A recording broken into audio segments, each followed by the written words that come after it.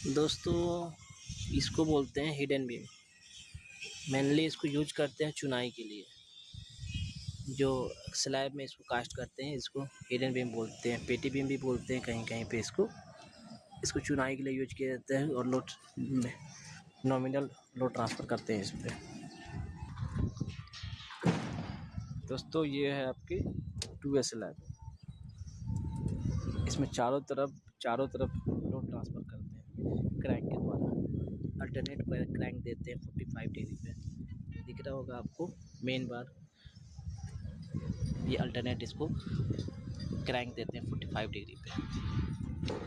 चारों तरफ load transfer करते हैं बीमों पे। और ये हो गई हिडन बीम। ये वाश एरिया है, इसमें अपन हिडन बीम दिए हुए हैं। इसी को बोलते हैं पेटी बीम कहीं कहीं पे। देख लो।